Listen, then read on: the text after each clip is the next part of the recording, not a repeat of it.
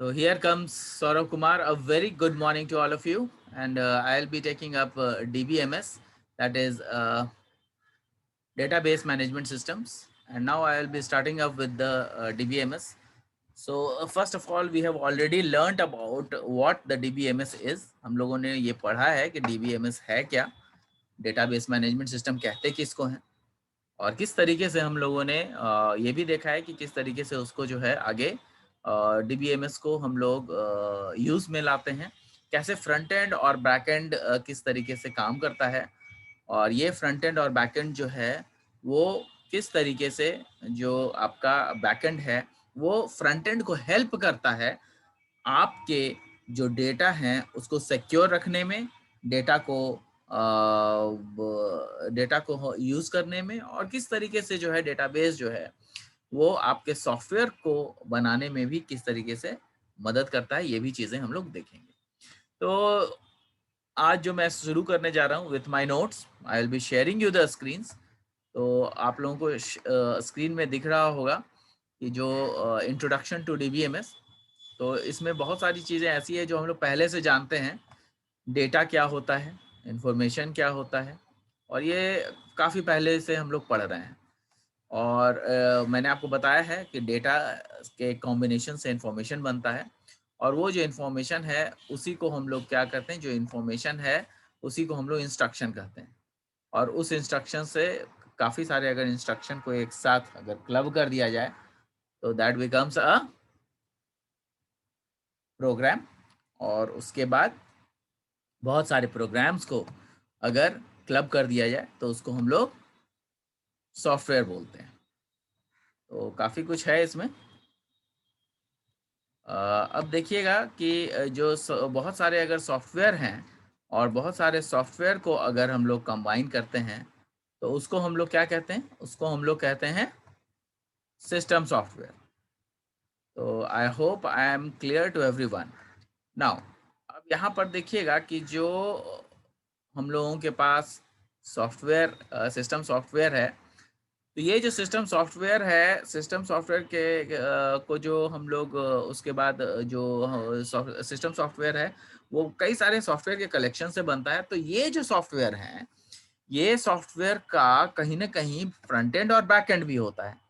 Front end और back and होने की वजह से जो आपका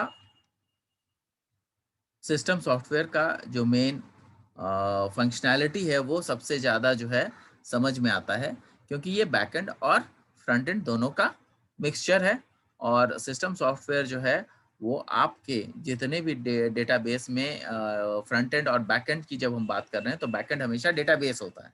तो डेटाबेस से रिलेटेड जितनी भी चीज़ें हैं वो सब जो है आपको सिस्टम सॉफ्टवेयर के माध्यम से दिखेंगी। तो इसीलिए हमने आपको शुरू से चीज़ें बताई कि डेटा क्या होता है, इन्फॉर्मेशन क्या होता है, इंस्ट्रक्शन क्या होता है, प्रोग्राम क्या होता है, सॉफ्टवेयर क्या होता है, और सिस्टम सॉफ्टवेयर क्या होता है। नाउ डेटाबेस, डेटाबेस क्या है? तो database is basically a database may be defined as a collection of interrelated relevant data stored together to serve multiple applications। कहने का मतलब जो डेटाबेस है वो क्या है? It is defined a collection of inter related relevant data.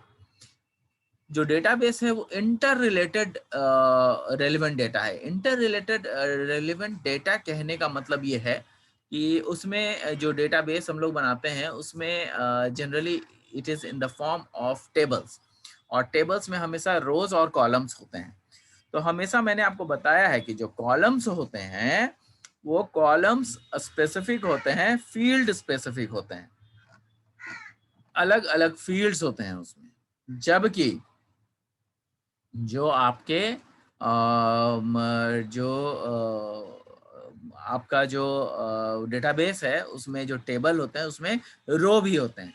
तो रो जो होता है वो पर्टिकुलर किसी न किसी एलिमेंट स्पेसिफिक होता है या किसी न किसी पर्सन स्पेसिफिक, जिससे कि वो जिसका कि हर एक रो के जितने भी कॉलम हैं, एक रो में जितने भी कॉलम हैं वो आपस में इंटर रिलेटेड होते हैं, मतलब एक दूसरे से रिलेटेड होते हैं। सपोज कीजिए कि अगर एक रो है जिसमें कि नेम हुआ किसी का भी राम का राम नाम है ना, नाम क्या है, राम है, राम का जो नाम है वो हमने स्पेसिफाई कर दिया, राम कुमार या राम रतन जो भी है, ऐसा करके हमने एक नाम दे दिया।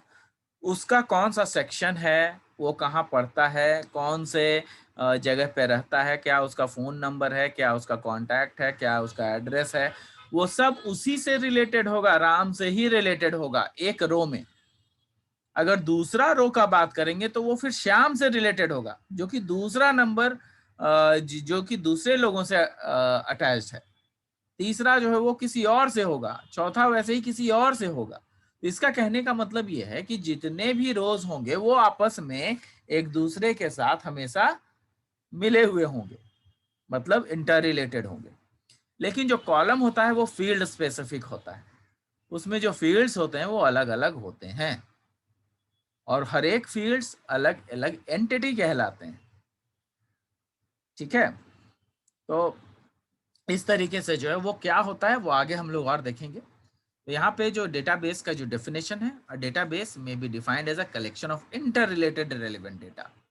तो जो डेटाबेस है किसका कलेक्शन है, वही इंटर रिलेटेड डेटा का कॉम्बिनेशन है जो कि स्टोर कर दिया जाता है ताकि हम लोग मल्टीपल एप्लीकेशंस में उसका काम देख सकें। Next is DBMS. डीबीएमएस क्या होता है, डेटाबेस मैनेजमेंट सिस्टम्स होते हैं। तो डेटाबेस मैनेजमेंट सिस्टम्स जो है उसको जो है एक तो हो गया डेटाबेस को कैसे डिफाइन करते हैं, दूसरा हो गया कि डीबीएमएस उसके मैनेजमेंट्स को कैसे डिफाइन करते हैं। तो database management system is a general purpose software. सबसे पहले क्या है, database management system is a general purpose software system that facilitates the process of defining, constructing, and manipulating databases for various applications. अब आप बात समझिए कि यहाँ पे डेटाबेस मैनेजमेंट सिस्टम क्या है। डेटाबेस तो हम समझ गए कि भैया रो और टेबल के रूप में रहता है, और रो से में जितने भी चीजें होती है वो सारी चीजें एक दूसरे से इंटर रिलेटेड होती हैं, कंबाइंड होती हैं, और एक दूसरे पे डिपेंडेंट भी होती हैं। लेकिन उस चीज को अगर मैनेज किया जाए तो उसको मैनेजमेंट सिस्टम कहते हैं। एग्जाम्पल, डेटाबेस में नाम आपको मैं दिखाऊं और मैं एज छुपा लूं कि भैया मेरा डेट ऑफ बर्थ कोई नहीं जान सके, वो मेरा भाई आइडेंटिटी, क्यों, क्योंकि डेट ऑफ बर्थ हो सकता है कि कई लोगों का पासवर्ड हो, कई लोगों का कई तरीके का डिफरेंट चीजें उससे हो, अवेलेबल हो, तो ये चीजें हो सकती है। तो इसलिए जो है हम लोग इस पे इसका नहीं देखेंगे कि क्या हमें छुपाना है। तो कुछ चीजें ऐसी होती है जिसको कि छुपाई जा सकती है, तो छुपाई जा सकती है। अगर मान लिया हम लोग छुपाना चाहेंगे तो कैसे छुपाएंगे। कई बार हम लोग फेसबुक यूज करते हैं, तो फेसबुक यूज करते हैं तो उसमें हमने आपको बताया था पिछली बार भी कि जब फेसबुक हम लोग यूज करते हैं तो उसमें हम लोग क्या करते हैं, हम लोग ये कर देते हैं कि मेरे फोटोज जो हैं वो केवल मेरे फ्रेंड्स देख सकें, तो ओनली फॉर फ्रेंड्स पर हम लोग टिक लगा देते हैं। तो क्या आपके टिक कर देने से ऐसा हो गया, बिल्कुल नहीं। जब आपने टिक किया तो there was a program which was specially designed for this purpose. इसके लिए एक प्रोग्राम ऑलरेडी है, बना हुआ है, और उसको डिजाइन किया गया है, और उस प्रोग्रामिंग को डिजाइन करने के बाद जो प्रोग्रामिंग डिजाइनिंग हुई है उसमें ये चीज डिफाइंड है कि किस तरीके से लोगों को जो आपका फ्रेंड्स हैं वो फ्रेंड्स आपके किसी न किसी तरीके से जो है वो फ्रेंड्स आपके फोटोज देख सकें, केवल आपके जो फ्रेंड्स बने रहेंगे उन्हीं को वो अवेलेबल होगा। ऐसा उसमें क्या किया गया, उसमें स्पेसिफिकेशंस डाले गए, मतलब उसमें जो है कंस्ट्रेंट्स डाले गए। कंस्ट्रेंट्स क्या होते हैं, कंस्ट्रेंट्स होते हैं कुछ ऐसे अवरोध। कंस्ट्रेंट्स होते हैं अवरोध, अवरोध मतलब रुकावटें। तो ऐसी कुछ रुकावटें को उसमें डाल दी गई ताकि वो सभी लोगों के लिए विजुअलाइज ना हो, क्योंकि कई लोगों के लिए कुछ फोटोग्राफ्स पर्सनल होते हैं, वे लोग फेसबुक पे रखना चाहते हैं, कुछ ही लोगों को दिखाना चाहते हैं, दुनिया जहान को नहीं दिखाना चाहते हैं, तो वो क्या करेंगे, ओनली फॉर फ्रेंड्स कर देंगे। तो उससे आपकी फोटोज जो हैं उनकी विजिबिलिटी जो है वो बंध जाती है, उसमें रुकावटें आ जाती है, सभी लोग नहीं देख पाते हैं, केवल फ्रेंड्स देख पाते हैं। तो ये सारी चीजें पॉसिबिलिटी हैं, और अगर ये पॉसिबिलिटी है तो किसकी वजह से है? डीबीएमएस की वजह से है। डेटाबेस को मैनेज किया गया है इस तरीके से कि उनका जो मैनेजमेंट है वो आपको ये बताता है कि आपका जो सॉफ्टवेयर है वो इस तरीके से काम करेगा। तो ये मैनेजमेंट कहलाता है। Defining a database involves specifying the type of data to be stored. ठीक है, defining a database involves specifying the type of data to be stored in the database along with a detailed description of each type of data and its constraint. इसीलिए देखिए मैंने constraint को पहले आपको बता दिया क्योंकि मुझे पता था कि यहाँ पे कंस्ट्रेंट को हम लोग यूज करने वाले हैं। तो यहाँ पे क्या है? Defining a database involves specifying the type of data. यहाँ पे जो है डेटाबेस को जब हम लोग ये बातें कर रहे हैं तो इस डेटाबेस में क्या करेंगे? इस डेटाबेस में उन चीजों को इन्वॉल्व करेंगे जिससे कि हमारा जो डेटा का जो टाइप है वो पता चल सके। कई बार होता है कि हम लोग डेटा का जो टाइप है वो सही से नहीं रखते हैं, जिसके कारण हमें प्रॉब्लम फेस करना पड़ता है। तो defining a database involves specifying the type of data. अगर हम लोग डेटाबेस रखें तो उसको हम लोग डेटाबेस को सही से उसमें उसको डिफाइन करना पड़ता है। जैसे कंस्ट्रेंट्स हमने उसमें लगा दिया कि भाई जो एड्रेस होगा वो कुछ और नहीं होगा बल्कि आपका क्या होगा? वो एड्रेस आपका अल्फा न्यूमेरिक हो सकता है। एड्रेस केवल ना तो नंबर हो सकता है ना तो केवल अल्फाबेट हो सकता है, अल्फा न्यूमेरिक होगा। क्यों होगा? क्यों? क्योंकि रोड में नंबर्स होते हैं, road number 2, road number 5, road number 7। Flat number होते हैं, फ्लैट तो लिखते हैं लेकिन उसका भी नंबर होता है 201, 303, 408, 405, ऐसे करके जो है आपका फ्लैट नंबर होता है। घर नंबर होता है जो कि हम लोग 141, 1/16 कुछ ऐसा करके होता है। तो ये सब हम लोग अगर मान लिया देखें तो ये क्या है? ये अल्फा न्यूमेरिक है, और अल्फा न्यूमेरिक हो जाने की वजह से हम लोगों के पास जो चीजें होती है वो क्या होती हैं? वो डेटाबेस होती हैं। और उस डेटाबेस में हम लोग ये चीजें कर सकते हैं कि अगर हम लोग डेटाबेस में एंट्री करें तो अल्फाबेट भी ले और नंबर्स भी ले, अल्फा न्यूमेरिक को वो सपोर्ट करे। अब जैसे नाम है तो नाम में जनरली नंबर्स नहीं होते हैं, राम श्याम गीता सीता ऐसा होता है, उसमें हम लोग नंबर्स नहीं होते हैं। तो जो नाम रहेगा उसको हम लोग क्या करेंगे? उसको केवल और केवल अल्फाबेट्स के लिए रखेंगे, है ना?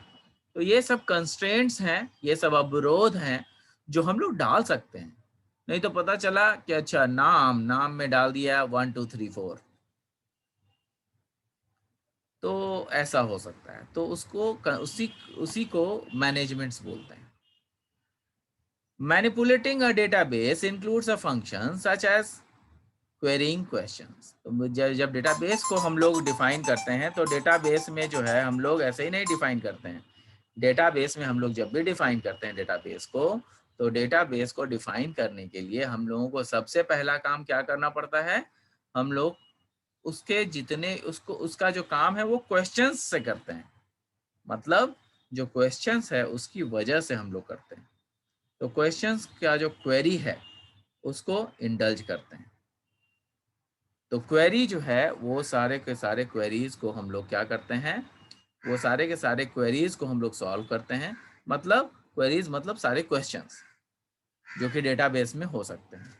तो manipulating a database includes a function such as querying the database to receive a specific data updating। मतलब स्पेसिफिक जो डेटा हो सकता है किसी पर्टिकुलर चीज के लिए।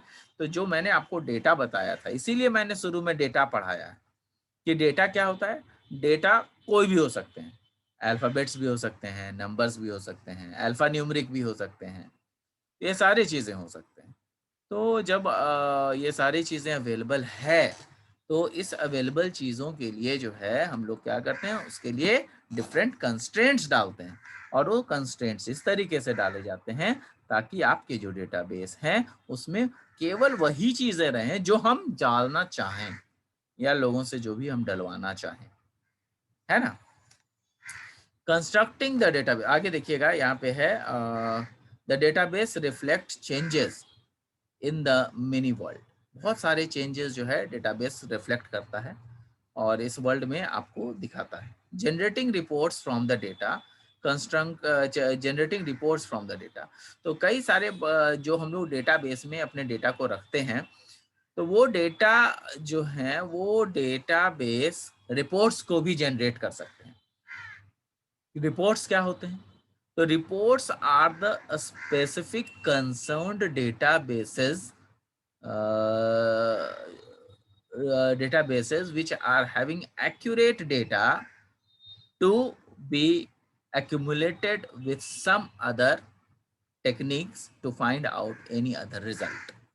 कहने का मतलब कि जो डेटाबेस में जो स्पेसिफिक आपका जो रिपोर्ट होता है, वो रिपोर्ट जितने भी टाइप के जो डेटाबेस होते हैं उन सब का रिपोर्ट जनरेशन हो सकता है, और उस रिपोर्ट जनरेशन के अनुसार जो भी रिजल्ट फाइनली निकलेगा उससे कुछ और काम भी किया जा सकता है, जिसको कि किसी दूसरे काम में, किसी तीसरे काम में उसको इंडल्ज किया जा सकता है। तो this is how it gets manipulated. ठीक है। कंस्ट्रक्टिंग द डेटाबेस, नाउ यहाँ पे देखिएगा कि कंस्ट्रक्शन जो है डेटाबेस का कैसा होता है। Constructing the database is the process of storing the data on same storage medium. तो जो कंस्ट्रक्शन है डेटाबेस का, वो जो है किसी न किसी चीज़ के स्टोरेज के लिए होता है। That is controlled by the DBMS. तो वो जो है डीबीएमएस के द्वारा, मतलब मैनेजमेंट सिस्टम्स के द्वारा वो कंट्रोल किया जाता है। और ये मैनेजमेंट जो है किस तरीके से होता है वो हम लोग देखेंगे अभी। तो सबसे पहले देखिएगा कि जो डेटाबेस है वो यूजर के द्वारा या प्रोग्रामर्स के द्वारा डेटाबेस बनाया जाता है। और डेटाबेस सिस्टम में क्या क्या होते हैं, जैसे एप्लीकेशन प्रोग्राम के क्वेरीज, या फिर डीबीएमएस में सॉफ्टवेयर में जो क्वेरीज होते हैं वो सब सॉल्व हो सकता है, ताकि हम लोग उन्हीं डेटाबेस के जरिए हम लोग क्या करें, हम लोग उन्हीं डेटाबेस के जरिए कुछ ना कुछ ऐसे काम करें जिससे कि हम लोग उस डेटा को जिसको हमने स्टोर किया है डेटाबेस में, उसके जरिए दूसरा या तीसरा काम हम लोग करवा सकते हैं। जैसा कि यहाँ पर मैंने आपको दिखाया है, ये डेटाबेस सिस्टम है। उसी के थ्रू एप्लीकेशन प्रोग्राम या क्वेरीज को, एप्लीकेशन प्रोग्राम को दिखाया गया है। फिर यहाँ पर डीबीएमएस सॉफ्टवेयर है, जो कि सॉफ्टवेयर टू प्रोसेस क्वेरीज और प्रोग्राम है। कई सारे सॉफ्टवेयर या प्रोसेसेस हैं जो कि प्रोग्राम के द्वारा जो है उसमें दिखाए गए हैं। Software to access a stored data, कई सारे सॉफ्टवेयर हैं which can be access to store data. यहाँ पर जो सॉफ्टवेयर हैं वो कैसे होते हैं, वो दिखाए जाते हैं ताकि वो डेटा को स्टोर किए, मतलब software to access store data कहने का मतलब ये है कि कई सारे ऐसे सॉफ्टवेयर हैं जिसमें कि डेटा को एक्सेस किया जाता है। और ये कैसे एक्सेस होता है, तो वो स्टोर्ड डेटाबेस के थ्रू उस डेटा को एक्सेस करते हैं। तो हमारे पास जो भी सॉफ्टवेयर होगा वो सॉफ्टवेयर से डेटाबेस से कनेक्टिविटी होगी। जैसे एग्जांपल, आपने फेसबुक को अगर आपने ले लिया, तो फेसबुक में आप कई सारे चीज़ें लिखते हो, कई सारे पिक्चर्स को रखते हो, तो आखिर वो जाता कहाँ है? वो कहीं ना कहीं स्टोर तो होता है। कैसे स्टोर होता है? तो वो डेटाबेस की मदद से स्टोर होता है, और सर्वर, किसी न किसी सर्वर पे स्टोर रहता है। तो जो डेटाबेस पे जो सर्वर्स होते हैं, वो सर्वर्स कुछ और नहीं है बल्कि हमारे लिए ही उपयोगिता की चीज़ें हैं। और इसको जो है हम लोग हमेशा देखते हैं कि किस तरीके से ये डेटाबेस आगे का काम करता है। और डेटाबेस काफ़ी हेल्पफुल होता है फ्रंट एंड को, बैक एंड, ये डेटाबेस बेसिकली बैक एंड होता है और फ्रंट एंड को सपोर्ट करता है। फ्रंट एंड को सपोर्ट करने का मतलब ये होता है कि जो भी डेटाबेस में सपोर्टिव चीज़ें होंगी वो फ्रंट एंड को सपोर्ट करेंगी, फ्रंट एंड के लिए होंगी। और फ्रंट एंड की में डेटाबेस की वजह से जो है फ्रंट एंड बहुत ही अच्छा बनेगा, क्लियर बनेगा। तो ये सारी चीज़ें आपको हैं। तो नेक्स्ट क्लास में हम लोग कैरेक्टरिस्टिक्स ऑफ डेटाबेस करेंगे। अभी मैंने आपको केवल डेटाबेस समझाया है, इसको दिखाया है कैसे काम करते हैं इसमें। तो डेटाबेस जो है आप लोगों को थोड़ा बहुत समझ में आया होगा। I hope I am able to make you learn. तो नेक्स्ट क्लास में हम लोग कैरेक्टरिस्टिक्स ऑफ डेटाबेस करेंगे। धीरे धीरे आपको सारी चीज़ें समझ में आने लगेंगी। तो जो भी मैंने आपको बताया है इसका स्क्रीनशॉट्स आप लोग ले सकते हैं, लेकर के हम लोग अगले क्लास में जो है इसको हम लोग देखेंगे कि कैरेक्टरिस्टिक्स ऑफ डेटाबेस क्या होता है। Thank you guys, thanks a lot. We'll be meeting up in the next class. Anyone who wants to